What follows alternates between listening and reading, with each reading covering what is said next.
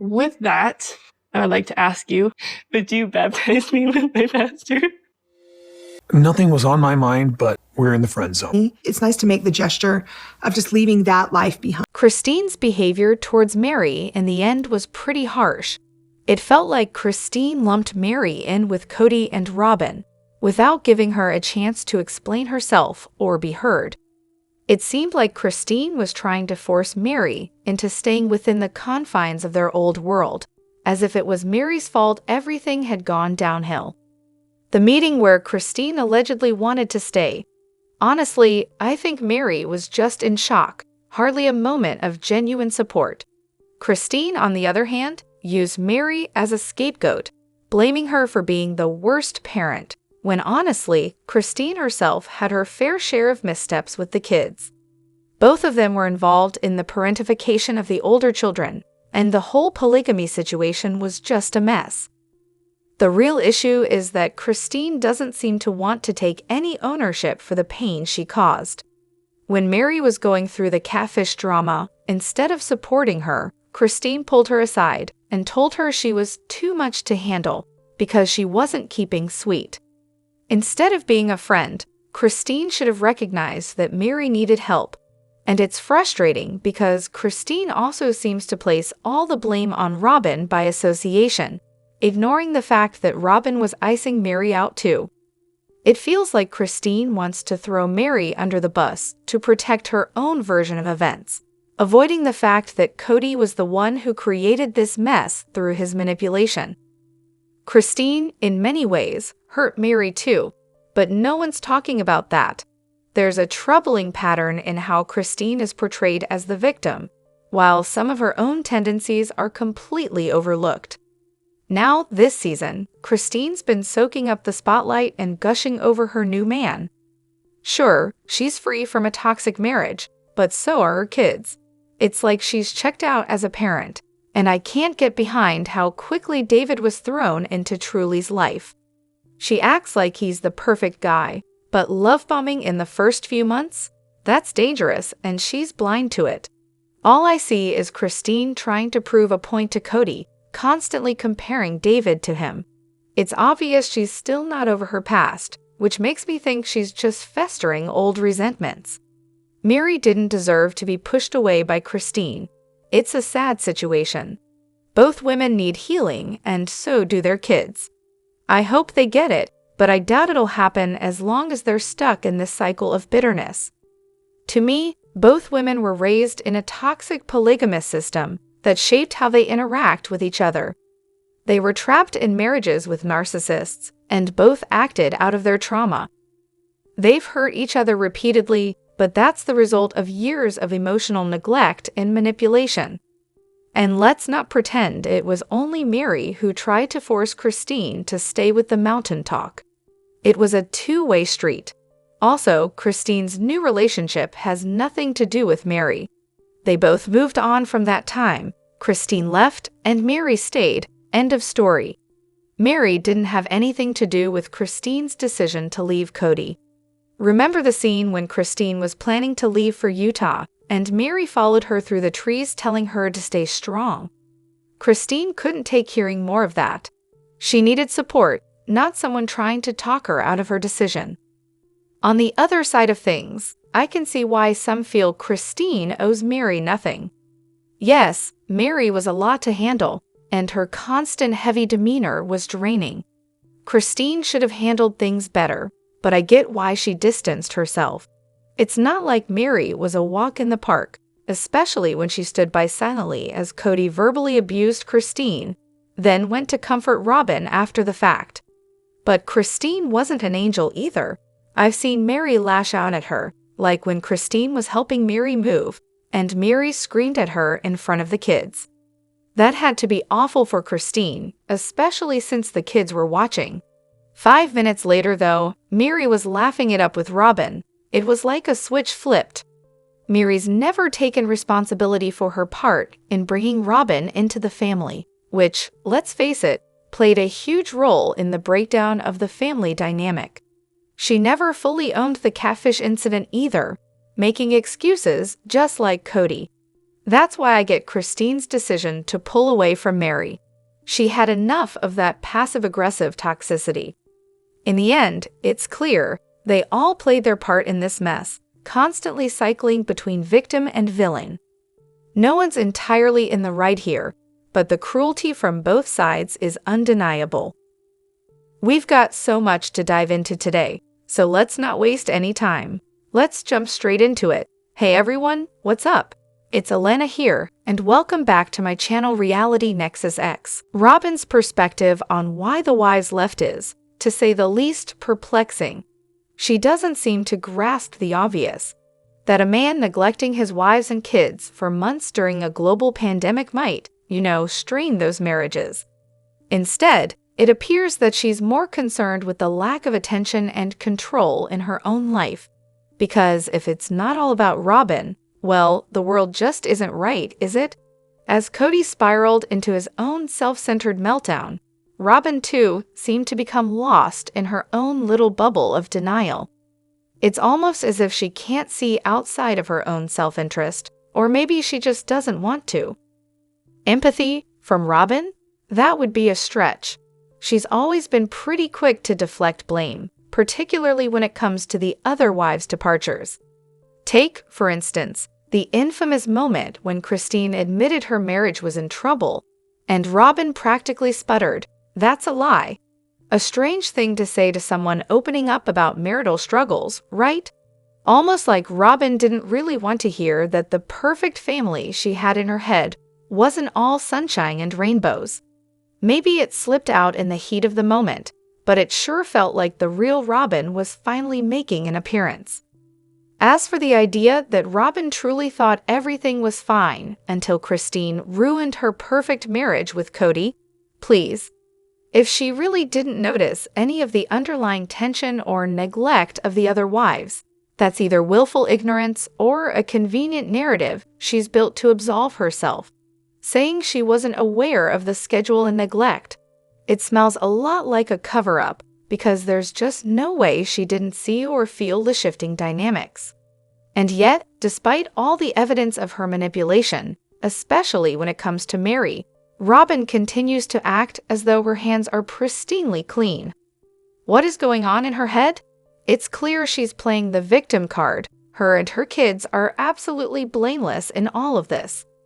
The reality, though, she's not dumb, but she sure is crafty. Think of her as a sly fox in a chicken coop, doing whatever it takes to survive and thrive, regardless of who gets caught in the crossfire. She's not worried about stepping on any toes as long as she's getting what she wants. Kody's finally packing up and leaving Vegas. Oh, how unexpected. I mean, clearly he was just so happy in his life, and the only logical solution to his dissatisfaction was to move somewhere else. But honestly, I don't know how he's going to find happiness when he keeps dragging his wives and kids along on this never-ending road trip. It's honestly wild how selfish he's being to everyone around him, especially the kids. They're just getting tossed around like pawns in his personal happiness quest. Can you imagine how awkward it must have been for him? Living right next door to his other family.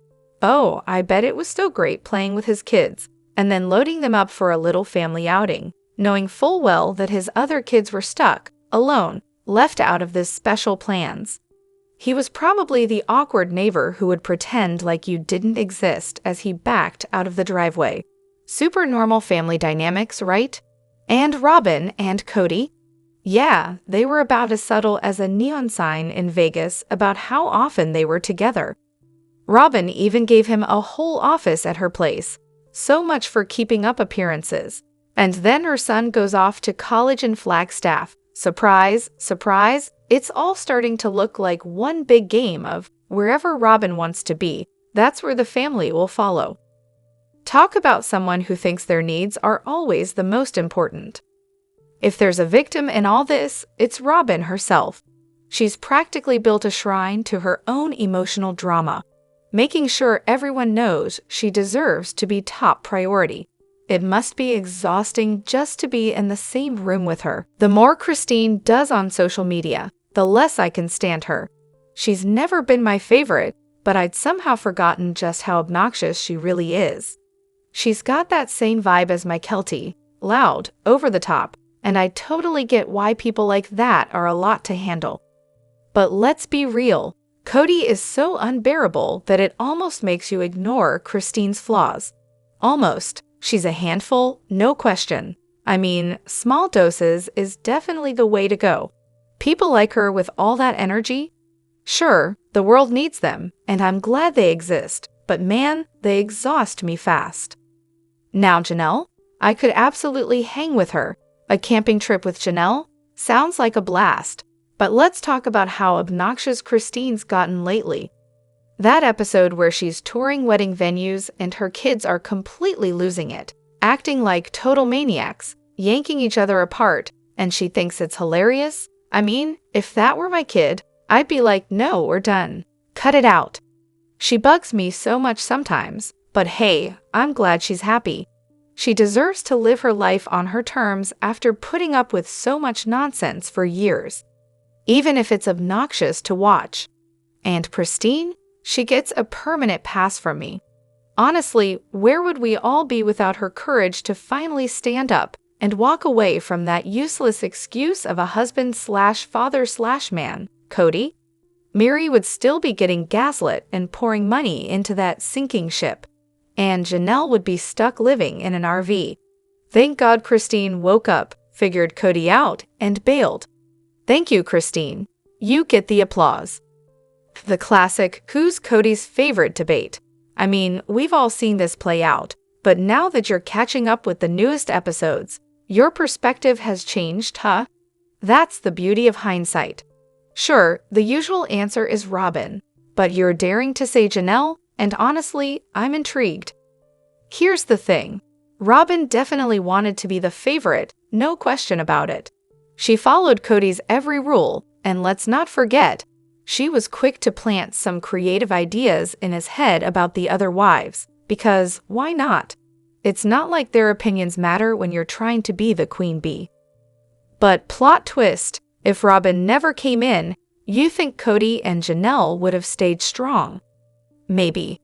Janelle had the financial smarts that Kody probably adored, and let's face it, he treats the whole family situation like a business. Janelle was independent enough to not be suffocating, but still had the right knowledge to keep him happy. So yeah, if Robyn never arrived to mess with his mind, maybe Kody would have kept things solid with Janelle. But like you said, with Robyn in the picture, everything just shifted, and I guess that's what happens when a new player enters the game. Kody and Robyn, what a dynamic duo. I swear, they could have written the book on how to go from zero to complete dysfunction in no time at all. It all started, I'm guessing, with Robyn's tears and complaints. The classic woe is me act, which Kody, of course, took at face value. Next thing you know, they're bouncing off each other, egging each other on, and poor Kody is fully convinced that there's no distinction between him and Robyn. So any rejection of Robyn is basically a rejection of him, right? Simple math. Then, for some reason, Kody's midlife crisis didn't involve a sports car or a younger woman. It involved feeling rejected. Yep, that's right. The man who once could barely tolerate some of the other wives suddenly found himself gravitating more and more toward Robyn, where in his mind, everything was safe. They convinced each other that the rest of the family was just unsafe for having a few issues with Robyn's arrival. I mean, obviously, right? Then came Meri, who, after Kody had already distanced himself from her, technically cheated on him with a catfish. Now, whether you agree with his actions or not, it's crystal clear that Kody felt rejected and, dare I say, hurt. His emotional meltdown began in earnest right here, and from then on, his refusal to let go of Meri, or even forgive her, became a constant source of tension. Then Christine dropped the never bomb when it came to the one house idea. Oof, that hit hard.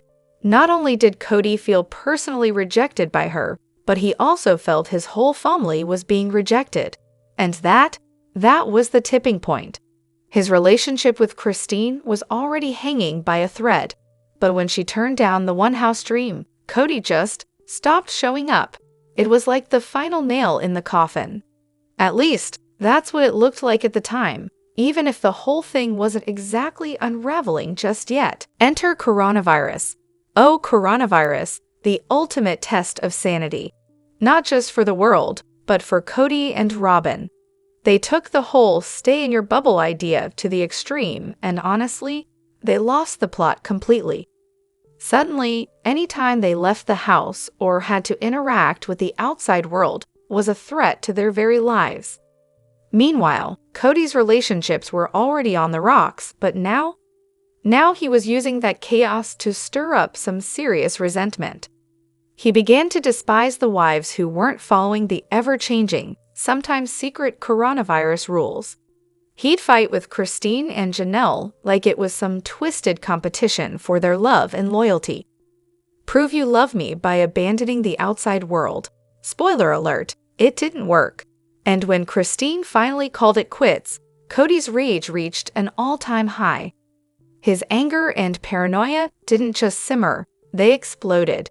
Here he was, in the middle of a bitter divorce, dragging Janelle into his drama by demanding she kick out her kids and stop spending Christmas with them because evil Christine. Because that was somehow going to fix things. You can't make this stuff up. But here's the thing. The real constant in Kody's wild emotional swings is rejection. Always has been. I think the other wives were well aware of this and found ways to manage it, until Robyn came along. See, Robyn and Kody found each other in their shared misery and wound up feeding each other's delusions of persecution. Together, they managed to create a little world of their own, where everyone else was out to get them, and they were the only ones who truly understood each other. It was the ultimate folie à deux, and frankly, it destroyed the family, because no one else was buying into their collective madness. So there you have it. Kody's personality shift didn't just happen overnight. It was a slow descent, one fueled by hurt, rejection, and a whole lot of confirmation bias, with Robyn as his partner in crime. Building homes, what a wild concept, right? It's not just something for the sister wives, though, as you might think. In fact, it's pretty darn common in the US. It's like America's version of let's build it and hope it all works out. New houses, subdivisions, you name it, popping up like weeds every day. Take my parents, for example. In the late 80s, they built their third house, our forever home. I was a toddler at the time. Yes, I'm that old. And we were the first house on the street. By the time I hit kindergarten, the neighborhood had gone from a lonely plot of land to a bustling suburb.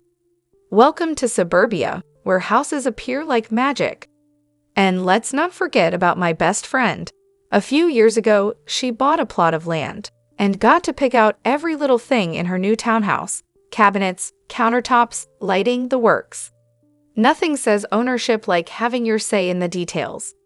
Oh, and then there's the neighbors. One just grabbed a lot next to us and put up a duplex. Not exactly revolutionary, but hey, it's building from scratch, right? Even my cousins got in on the action, buying land in the rural area where my dad grew up and putting their home behind my grandma's. Because why not put 3 generations of homes on the same block?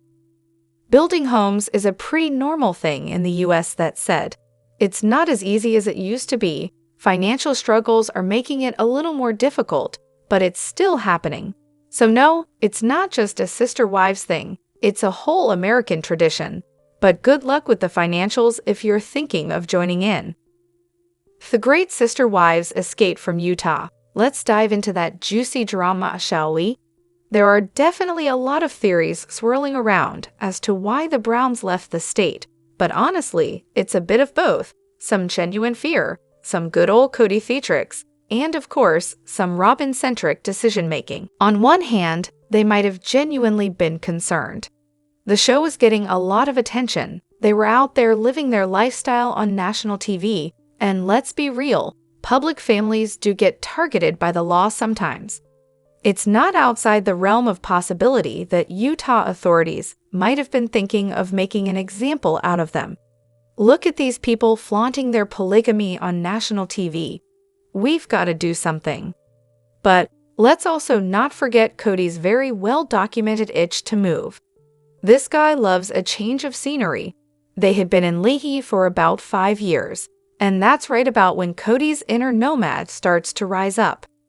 The family was in Vegas for 7.5 years, but only about 5 of those in the infamous cul-de-sac. You know, the one where everyone's front yards are pretty much the front yard. Then McMansion 2.0 came into play, and bam, 6 years later, Flagstaff. So yeah, Kody loves to move. It's like his personal hobby. Now let's talk about the real reason, shall we? It's very likely they moved to Vegas because of Robyn. Kody couldn't deny her the chance to be closer to her parents, especially her dad who was living in Vegas. But of course, he had to spin it to make it sound like they were fleeing a major threat from Utah law enforcement. The cops are after us. We gotta get out of here. And yeah, we get the scene where they're frantically packing the cars, listening to distant sirens, and looking super panicked. Classic Kody drama. But here's the thing. Moving to Vegas didn't exactly change anything in terms of the legal issue. You don't just get a free pass from the law because you pack up and cross state lines. So no, I don't buy that moving to Vegas was some sort of legal escape. It's way more likely it was about Robyn and her family ties. And that Christmas episode with Christine and the Mykelti cell phone moment? Oh yeah, that was totally Kody making sure Christine wasn't confused about the whole "we're moving or not" situation. Classic Kody. So yeah, while there was probably some fear mixed in there, let's be honest, it was as much about Kody wanting a change of scenery and Robyn wanting to be close to her parents as it was about any real legal threat. But hey, it was fun for the show, so we're here for the drama, right? Drop your thoughts in the comment section below. Do you agree or disagree? Don't forget to like, subscribe, and hit the notification bell for more updates. Your opinions matter, and I will see you in the next video. Thank you.